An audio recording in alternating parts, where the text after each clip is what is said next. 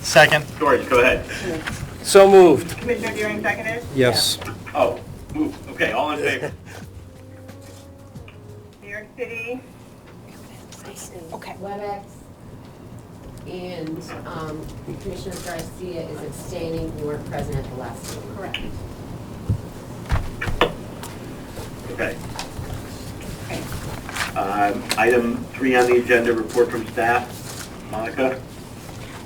I just want to remind commissioners that it's the time of the year when we're preparing to do our budget request to the Division of Budget.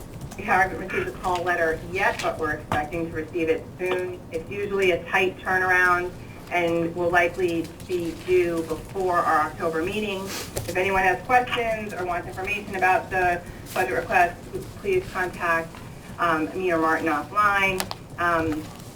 But we will be submitting it, like I said, probably before the next meeting, and then we can report on it at the next meeting. Great. If there are no questions, then next I'll just give you a brief outreach update. As you know, we have a CLE program that's scheduled that we're conducting together with the Center for New York City Law, the New York Law School. That is going to be held on Thursday, September 26th. We have 2 panels. The panels will include a discussion on the purpose and use of financial disclosure and the best practices to comply with the state's ethics laws. And again, that's for CLE credit. And if you want to attend, you're welcome to, and you can sign up. And if you need assistance with that, Walt can help. In addition, we have the latest edition of our book, which is going to be distributed in conjunction with our CLE program. I think commissioners in Albany may have copies. We have copies in New York City for commissioners here, and anyone else who wants a copy, just let us know. We're also doing a special ethics training for CUNY counsel and ethics officers the same week in September. And we have 2 ethics reminders that are in the works that will be coming out in the next month or 2. Finally, I just want to let the Commission know that this year we have decided not to do a mid-year lobbying report, which we have been doing for the past several years. Given that we're still finalizing the new lobbying application and working through issues with that application, we think it's prudent to wait. We will, of course, have the data ready to go for our annual report early in 2020. And unless there's any questions, I would just move on to Martin, who can give you an update on where we are with the lobbying application. Let's see. We're continuing to roll out new features in the application. Over the past month, the public search query was released. This is a big upgrade in terms of how the public can search for and view lobbying information. We're pleased with how it came out. Staff and the developers are ironing out the inevitable tweaks and kinks that have been identified. And we're going to hope to present this feature to you at the meeting either in October or November. The next features to roll out, hopefully in the next month or 2, will be terminations and extensions for filings, as well as the auto-generated client semi-annual reports for those lobbyists and clients who lobby on their own behalf. So that's the system. Thank you. Any questions? Okay, next is item 4. Commissioner Deering, you're recused for this? Yep.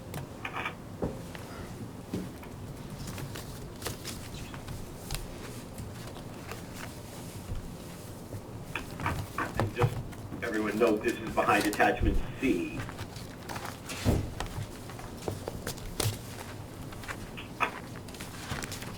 Application for exemption.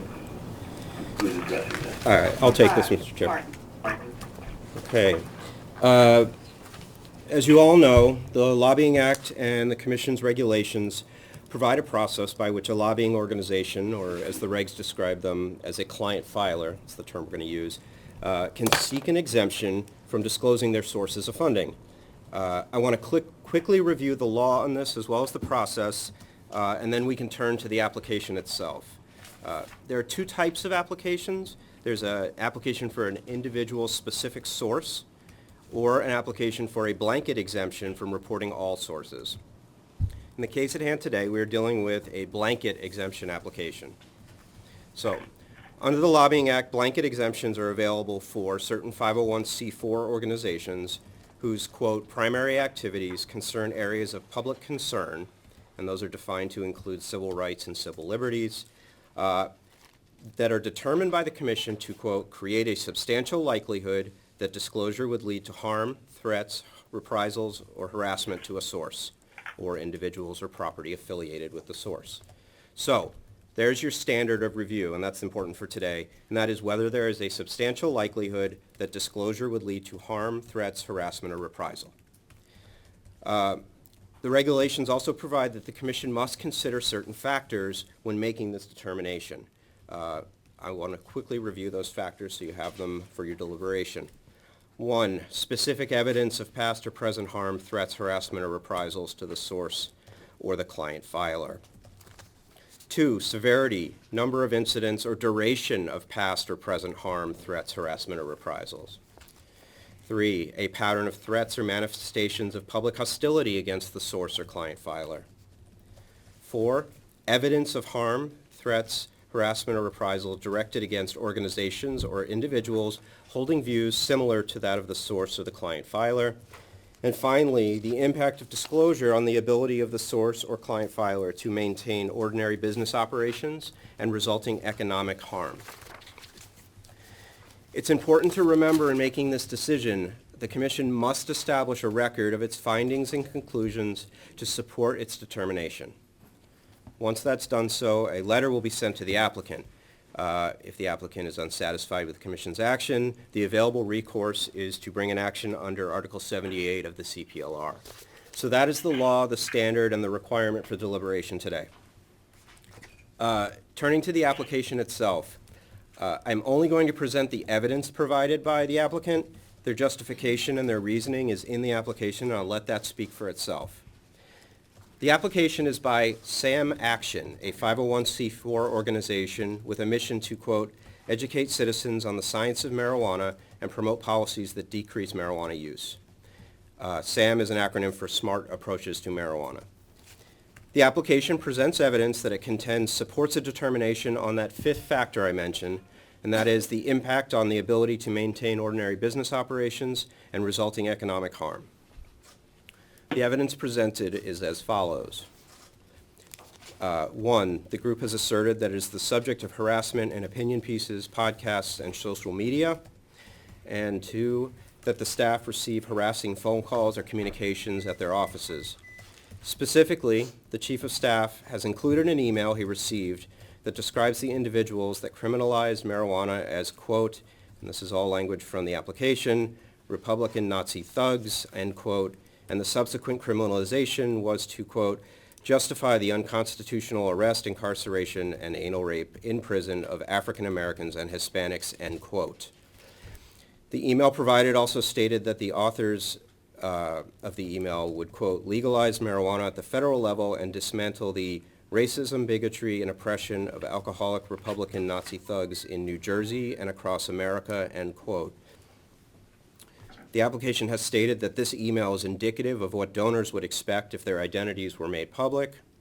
One final point to note, and this is somewhat unprecedented, the application states that the group receives most of their support through individual donors, and thus is only requesting an exemption from reporting those donors that are individuals as opposed to any entities that donate. I just wanted to make you aware of that sort of caveat on the application. If there are any questions about the law, the standard, the process for today, I'm happy to address those. The evidence is in the application, and I've summarized it for you. But otherwise, I think the floor is open for discussion of the application. Okay. Hold on. Okay. We can continue discussing, but if there's any motion and a vote, we just need to connect back to the WebEx. So, comments, thoughts? George? Well, it seems, reading the application, that on its face, it doesn't meet the statutory or regulatory requirements or criteria. I mean, based on the information that was submitted here, it seems to focus more on a particular political party as opposed to the client or the source.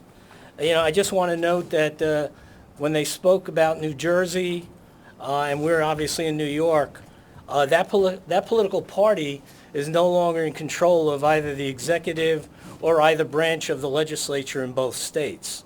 So I'm just not sure that, I'm definitely not sure, I'm definitely sure, I should say, that this particular application just does not meet what we require under the law and the regulations to grant an exemption.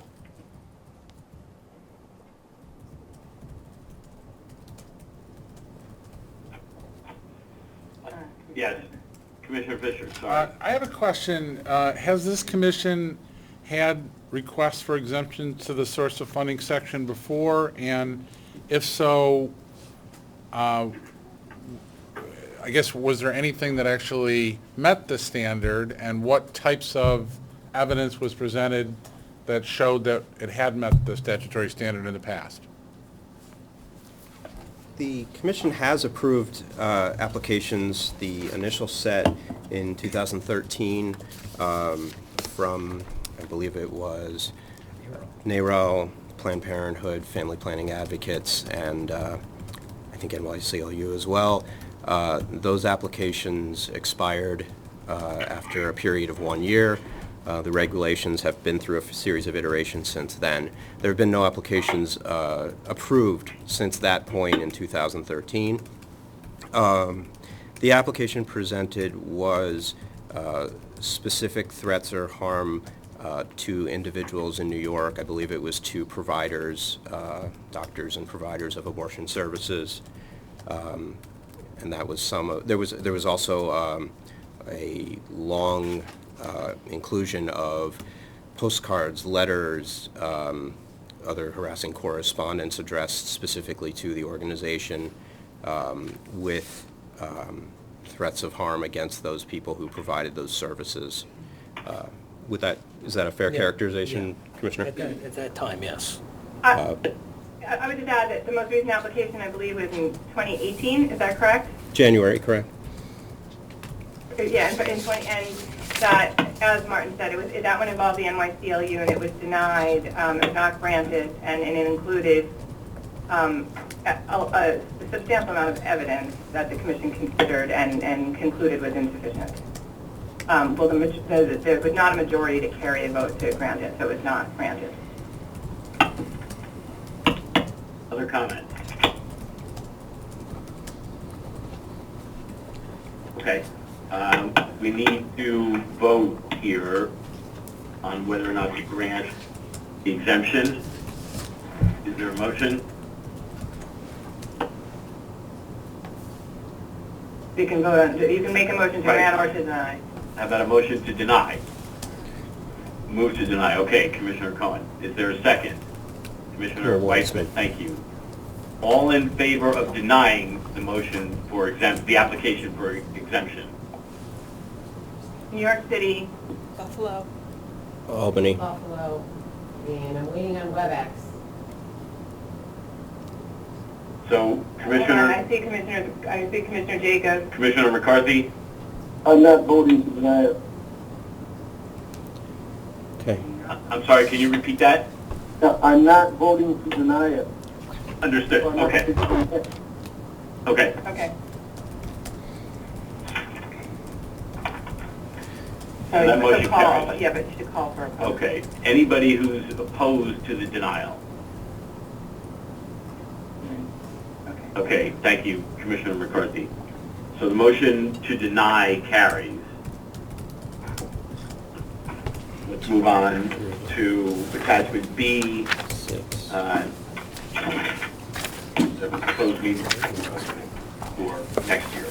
Yes, and so that's just Can we get included Walt? in the normal course. Can we get Jim, We please? included in the fall, please review. If you have conflicts, please let Catherine know as soon as possible, and then we will finalize the schedule at the next meeting. Okay, thank you. That concludes the public session. I have a motion, please, to enter into executive session. So moved. Thank you. McNamara. Second. Commissioner Deering, second. Second. Thank you. All in favor? Excuse me, can you state the purpose for your motion? We don't need to. Section 105 requires you to state the reason you're going into executive session. There's no public comment in the meeting, there's not a public comment period in this meeting. Anything you do in executive session without properly going into it will be invalidated. As you know, I represent Kat Sullivan, who you guys are investigating, and if you're going to be discussing her matter in executive session, you should at least go into executive session in the correct format and notify the public that that's what you're doing. Thank you. You're welcome. I can't see you speaking, but... I can't see you either, Chairman Rosen. Are you somewhere in some super secret location? I don't see you on the screen. That's uncalled for. Oh, I'm there. See me? Okay. Oh, now I got you. Okay. Thank you. Okay. Okay, no worries. So let's go back. Can I have a motion, please, to enter into executive session pursuant to Executive Law, Section 9419B, in order to discuss matters that are not public? That's not a purpose under the Public Officers Law for going into executive session. There's a motion on the table. This, It's inappropriate. Commissioner McNamara? So moved. And Commissioner Weissman seconded. Thank you. All in favor? It does not surprise me that this commission again is violating the law and doing things in secret and improperly. Motion carries. That's why you're known as JJO. We're in executive session. Thank Thank you. you.